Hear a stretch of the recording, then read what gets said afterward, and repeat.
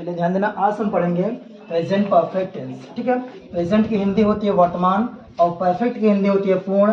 Tense means होता है काल, तो वर्तमान पूर्ण काल। ठीक है, अब इसको पहचानेंगे कैसे, मतलब जब कोई सेंटेंस आ जाएगा तो उसको हम किस तरीके से पहचानेंगे। तो इसे पहचानने का तरीका क्या है भैया, कि मूल क्रिया के अंत में चुका है, ठीक है, चुकी है, चुके हैं, चुका हूँ, चुकी हूँ, चुके हो, या है, ई है, ए है आदि शब्द आए तो उनका प्रयोग प्रेजेंट परफेक्ट टेंस में करते हैं। ठीक है, अब चलिए, हमें पहचानना तो पता हो गया, लेकिन इसको हम बनाएंगे कैसे उसको सीखते हैं। तो बनाने को बोलते हैं स्ट्रक्चर। तो सबसे पहले हम सब्जेक्ट लिखते हैं, उसके बाद है से हैव दोनों में से कोई एक लगाते हैं, फिर मेन वर्ब की थर्ड फॉर्म। ध्यान देना, प्रेजेंट परफेक्ट टेंस जो होता है उसमें चाहे अफर्मेटिव हो या नेगेटिव हो, सभी में मेन वर्ब की थर्ड फॉर्म होती है। उसके बाद ऑब्जेक्ट लिखना है। इसी प्रकार से ये 6 बना हुआ है। चलिए इसको हम पढ़ते हैं कि किस प्रकार से इसको पढ़ा जाता है।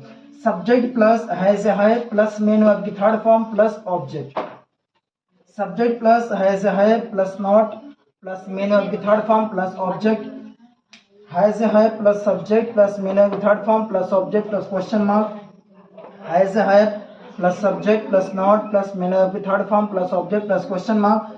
क्वेश्चन वर्ड प्लस है plus subject plus main verb third form plus object plus question mark.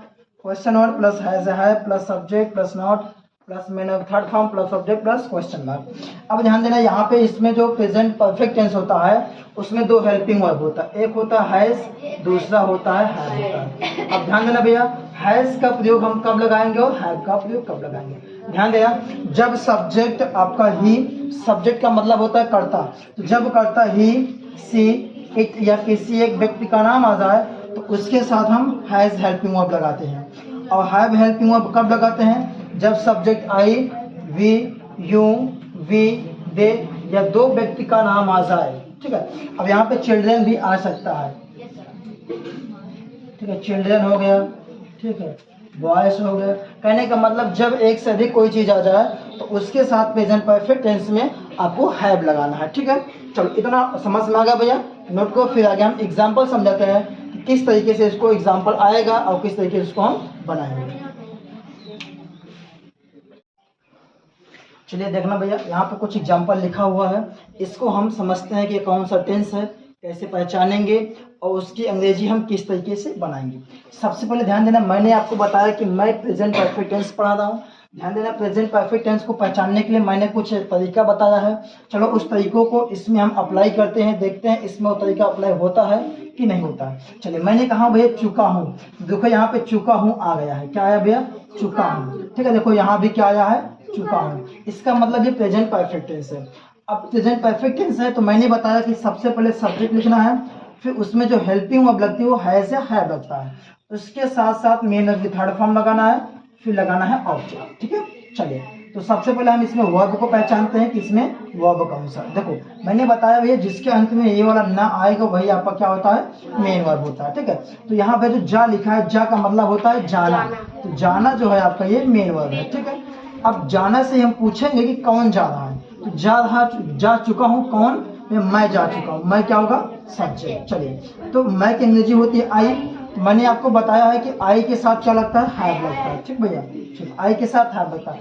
अब यहाँ पे जाना, ठीक है, ध्यान देना जो जाना होता है इसकी फर्स्ट फॉर्म गो होती है, सेकेंड फॉर्म वेंट होता है और थर्ड फॉर्म होता है गॉन। ठीक है, तो यहाँ पे हम लिखेंगे गॉन। इस तरीके से हमारा एक सेंटेंस बन गया। दूसरा देखते हैं, वह लिख चुका है। तो लिखना, ये भैया लिखना, इसके अंत में ना आएगा, यहाँ तो लिख दिया है, इसका असली चेहरा होता है लिखना, तो ये आपका मेन वर्ब होगा। तो जब ये मेन वर्ब है भैया तो मेन वर्ब से हम पूछेंगे कौन लिखा है, वह लिखा, वह क्या है आपका सब्जेक्ट है, वह की अंग्रेजी होती है ही। अभी आपका सिंगुलर सब्जेक्ट है तो इसके साथ होता है हैज, लिखने का थर्ड फॉर्म होता है भैया रिटन होता है। ठीक है, कुछ लोग इसे राइटन पढ़ते हैं जो गलत होता है, राइटन नहीं रिटन होता है और इसमें डबल टे लिखा होता है। ठीक है, चलिए वे लोग पढ़ चुके हैं, तो भैया जो यहाँ पे पढ़ना लिखा है ये आपका है मेन वर्ब। कौन पढ़ रहा है, वे लोग पढ़ रहे हैं, वे लोग पूरा आपका सब्जेक्ट है। तो वे लोग की अंग्रेजी क्या होती है, दे होती है। अब दे आपका एक से अधिक है, मतलब प्लूरल सब्जेक्ट है, जो सब्जेक्ट प्लूरल होता है तो इसके साथ लगता है हैव। पढ़ना की जो तीनों फॉर्म होती है वही होती है, प्रोनाउंसिएशन अलग अलग होता है। जैसे रीड, रेड, रीड, लेकिन तीनों की जो स्पेलिंग होती है वह सेम होती है। उसी प्रकार से हम लोग गा चुके हैं। तो भैया ये जो गाना है ये आपका है मेन वर्ब, ठीक है। और कौन गा रहा है? हम लोग क्या है? सब्जेक्ट है, ठीक, सब्जेक्ट। तो भाई हम लोग का अंग्रेजी होता है वी के साथ लगता है हैव। अब गाना का जो थर्ड फॉर्म होता है वो संग होता है, SUNG, संग होता है, ठीक है। चलिए इतना बन गया। आइए इधर साइड में देखते हैं। तो जैसे रामू नाच चुका है, तो भाई जो नाचना होता है ये आपका क्या है? Main verb. कौन नाच रहा है? रामू। क्या हो जाएगा? सब्जेक्ट, ठीक है।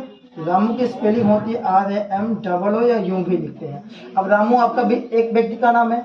मैंने बताया जब एक व्यक्ति का नाम आता है उसके साथ क्या लगता है? हैज लगता है। अब नाचना का थर्ड फॉर्म क्या होता है? डांस्ड होता है। तो रामू हैज डांस्ड। गीता और सीता देख चुके हैं। अब ध्यान देना, गीता और सीता यहाँ पे दो व्यक्ति का नाम आया हुआ है, ठीक है। अब देख चुके हैं मतलब ये आपका मेन वर्ब है भैया। अब कौन देख चुका है? गीता और सीता आपका सब्जेक्ट होगा। तो सबसे पहले हम लिखेंगे गीता, बीच में और लगा है तो एंड, फिर लिखेंगे भैया सीता, फिर उसके बाद अब दो व्यक्ति का नाम है तो यहाँ पे हैव लगाएंगे। देखना कि यहाँ पे हम लुक्ड करेंगे, ठीक है भैया।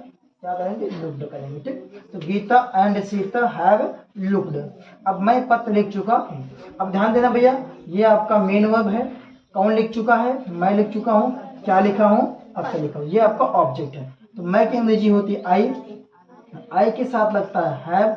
लिखना का थर्ड फॉर्म होता है रिटन, ठीक। रिटन के बाद भैया यहाँ पत्र लिखा, पत्र की अंग्रेजी होती है अ लेटर, ठीक। चलिए तो इस प्रकार से हमारा पूरा सेंटेंस बन गया।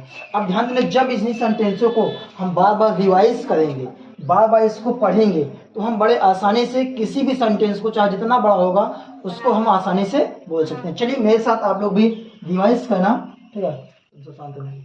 जैसे मैं जा चुका हूँ भैया, आई हैव गॉन, वह लिख चुका है। ही हैज रिटन, वे लोग पढ़ चुके हैं। दे हैव रीड, हम लोग गा चुके हैं। वे हैव संग, रामू नाच चुका है। Ramu has danced. गीता और सीता देख चुके हैं। Gita and Sita have looked. मैं पत्र लिख चुका हूँ। I have written a letter. तो इस प्रकार से अगर आप भी रिवाइज करेंगे तो आप भी बहुत ही आसान तरीके से